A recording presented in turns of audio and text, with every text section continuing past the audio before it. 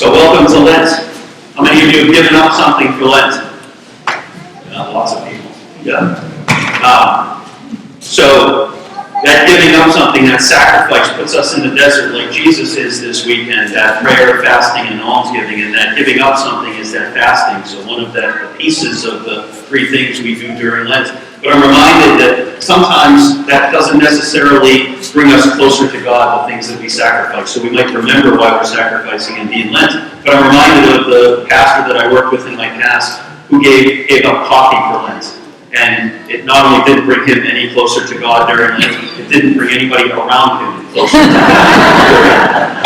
So I thought about that relative to giving something up. And in my life, what I try to do is try to take something on. So I offer you all the same challenge that during Lent, find something new to do to maybe fill that void for the sacrifice that you've made and take something new on. We have this Lenten pause that we're doing in the parish this week and the end of the month. That might be a simple thing to take on that might bring us closer to God. Because as we see the gospel today, the devil is tempting Jesus and tempts us.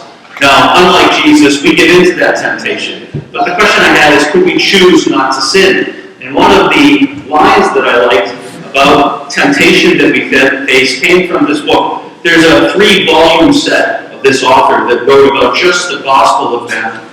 I struggled to talk for 5 minutes up here about the Gospel passage. He wrote 17 pages about just today's Gospel passage. And one of the things he said about the tempter, Satan, is that Satan wants all space to become absolute foreground.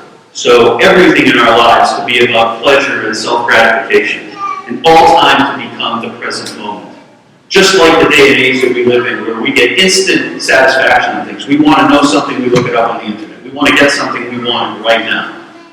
Patience, that waiting for the end of Lent, the anticipation of what's going to culminate for us, our salvation at the end of Lent, is in contrast to everything that we live. And it's all about our choices and how we face those choices.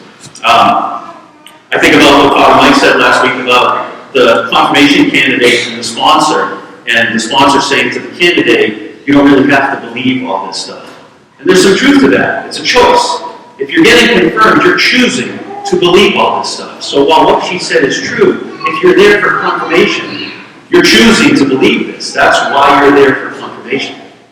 In our midst today, one of our own is going to choose to progress on the path to becoming Catholic. Doug Bailey is going to receive the rite of sending here at Mass today in a few minutes. And then this afternoon he's going to become one of the elect of the church when he goes to the cathedral and is received by the bishop in his progress toward becoming Catholic, choosing to say yes to all that we believe.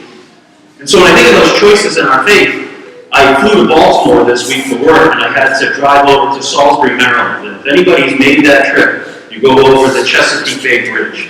I've done it once before. I'll never drive myself over that bridge again. It says right in Wikipedia, it's one of the scariest bridges in the world. And all I remember is coming back.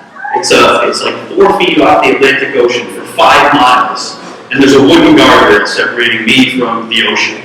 I'm never going over that bridge again. So I went an hour out of my way north just to avoid that bridge and then come down into Delaware and then into Maryland. And when I met the person I was meeting up with, he made fun of me that he was heading back over that bridge, and I said, no way, I'm going an hour north, I'm going to miss that bridge. But it reflected on me that it's almost like sometimes our faith, that we take the long way around. The church offers us these things, Lent as an example, to give us kind of the short path, the right path, toward aligning ourselves with God and God's will. In fact, when it comes to choices, another line in here that I really liked was that a tangible sign of our faith is a person's joy in what God chooses to do or not to do in a given situation.